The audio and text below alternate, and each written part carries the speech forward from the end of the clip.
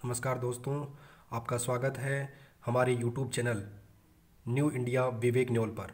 Please video को पूरा देखें तथा चैनल को सब्सक्राइब करें, जिससे हम इस श्रृंखला को जारी रख सकें। हम पढ़ रहे थे कक्षा 12 की ज्योग्राफी अध्याय 13 भारत जनसंख्या वितरण घनत्व व वृद्धि। अगला टॉपिक है जनसंख्या वृद्धि। देखिए, समझिए जनसंख्या वृद्धि क्या होता है। यदि किसी स्थान, मान लो कोई स्थान ए है, उसकी जनसंख्या 1000 है वर्तमान में, और वो 10 वर्षों में बढ़कर 1200 हो जाती है, तो 200 जनसंख्या बढ़ गई है किस पर, 1000 पर। तो हम इसको जनसंख्या वृद्धि कैसे निकालेंगे, 200 बट्टा 1000, तो 20% की वृद्धि हुई। यदि 200 कम हो जाती तो 20% की कमी हो जाती। लेकिन सामान्यतः जनसंख्या वृद्धि को ही जनसंख्या वृद्धि कहा जाता है। यदि कमी होती है तो उसको ऋणात्मक जनसंख्या वृद्धि कहते हैं। तो परिभाषा क्या होगी कि किसी निश्चित स्थान की किसी निश्चित समय अवधि में जनसंख्या में होने वाली वृद्धि को जनसंख्या वृद्धि कहा जाता है तथा जनसंख्या में होने वाली कमी को ऋणात्मक जनसंख्या वृद्धि कहा जाता है। भारत में प्रथम जनगणना कब हुई, 1872 में। लेकिन ये सैद्धांतिक नहीं थी। प्रथम पूर्ण सैद्धांतिक रूप से जनगणना कब हुई, 1881 में। भारत में स्वतंत्रता के बाद जनगणना कब हुई, 1951 में। जबकि अंतिम जनगणना कब हुई, 2011 में। अब इस जनसंख्या वृद्धि को यदि हम कालखंडों में विभाजित करें, ये जो समय अवधि रही है 1901 से लेकर 2011 तक की, उसको हम 4 कालखंडों में विभाजित करते हैं तो पाते हैं कि ये अलग अलग ग्राफ दर्शाते हैं। पहला है मंदवर्ती काल, जब जनसंख्या बहुत धीमी गति से वृद्धि हुई, 1901 से 1921। ऐसी स्थिति भी रही कि 1911 से 1921 के दशक में जनसंख्या ऋणात्मक वृद्धि रही, मतलब जनसंख्या में कमी आई। कारण क्या थे, अकाल, महामारी तथा अन्नाभाव।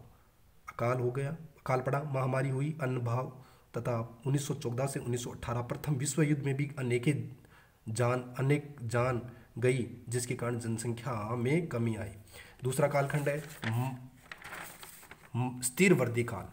स्थिर वृद्धि काल कब से कब, 1921 से 1951। वर्ष 1921 को जनसंख्या विकास में महान जननांकी विभाजक काल कहा जाता है, ये वर्ष कहा जाता है। क्यों? क्योंकि इसके बाद से कभी भी जनसंख्या में कमी नहीं हुई, सदैव वृद्धि हुई है, इसलिए इसे महान जननांकीय विभाजक वर्ष कहा जाता है। तीव्र वृद्धि काल 1951 से 1981। भारत जब आज़ाद हो गया 1947 में, उसके बाद 1951 से 1981 का जो काल रहा, उसमें भारत में औद्योगिक, स्वास्थ्य सभी में सुधार हुआ, इसलिए जनसंख्या विस्फोट भी हुआ, इसलिए जनसंख्या तीव्र गति से बढ़ी, इसलिए इस काल को तीव्र वृद्धि काल कहा जाता है। वर्ष 1951 को द्वितीयक जननांकी विभाजन कहा जाता है, क्योंकि यहाँ से क्या हुआ, जनसंख्या में अचानक ही विस्फोट हुआ, जिससे जनसंख्या का जो वृद्धि का ग्राफ है वो तीव्र गति से बढ़ने लगा। घटती वृद्धि का काल 1981 से 2011। परिवार नियोजन वह छोटे परिवार अपनाने की प्रवृत्ति ने हमें जनसंख्या वृद्धि को नियंत्रित करने के बारे में सोचने पर मजबूर किया, तो इस काल को घटती वृद्धि काल कहा जाता है।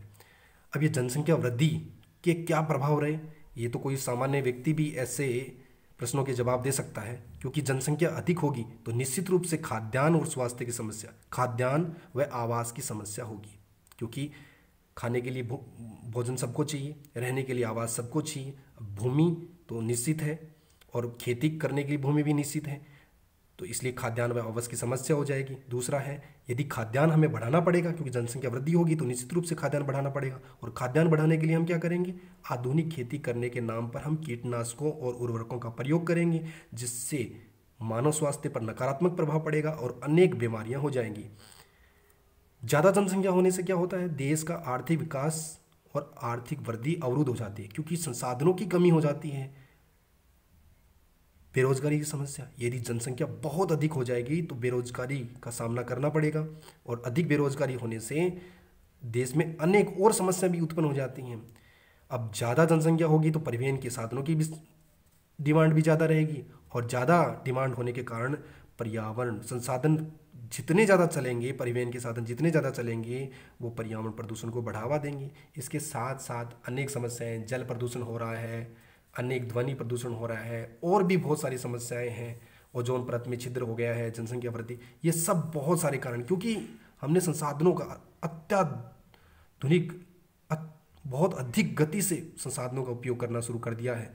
अब हम क्या करें, जनसंख्या वृद्धि को नियंत्रित करने के लिए हम क्या करें, तो हमें कुछ उपाय जो हमें ध्यान में रहने चाहिए कि जनसंख्या वृद्धि को हम इस प्रकार नियंत्रित कर सकते हैं। पहला है विवाह की आयु में वृद्धि कर दी। निश्चित रूप से लड़कियों की विवाह की आयु में वृद्धि कर सकते हैं, जिससे वे अपने निर्णय खुद ले सकें, परिवार नियोजन के बारे में सोच सकें। ये लड़कियों की वर्तमान आयु जो 18 वर्ष है उसको हमें बढ़ाना होगा। उत्पादन में वृद्धि, यदि व्यक्ति सदैव उत्पादन में वृद्धि मतलब स्वयं के ग्रोथ के बारे में सोचेगा तो निश्चित रूप से अपने परिवार में वो जनसंख्या नियंत्रण पर कार्य करेगा।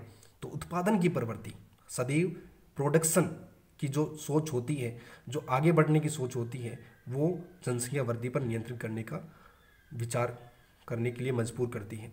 तीसरा है परिवार कल्याण कार्यक्रमों का विस्तार। यदि सरकार शहरों के साथ साथ गाँव में भी प्राथमिक स्वास्थ्य केंद्रों पर या फिर स्लोगन के माध्यम से गांव के लोगों को समझाए और परिवार कल्याण के जो कार्यक्रम हैं उनको विस्तार से लागू करें, गाँव तक की मूल जड़ तक पहुँचे, सभी लोगों तक ऐसे कार्यक्रम पहुँचें और लोगों को उसकी जानकारी हो। अगला है शिक्षा। ये सबसे महत्वपूर्ण पॉइंट यही है, यदि लोग शिक्षित होंगे, जागरूक होंगे तो निश्चित रूप से क्या होगा, जनसंख्या पर नियंत्रण होगा। जनसंख्या नियंत्रित करने के बारे में सोचेंगे तो हम निश्चित रूप से जनसंख्या वृद्धि को नियंत्रित कर पाए हैं। देखिए पिछले कुछ वर्षों में, कुछ दशकों में जनसंख्या वृद्धि में कमी क्यों हुई है? क्योंकि शिक्षा का प्रसार अधिक हुआ है। ये आपका अध्याय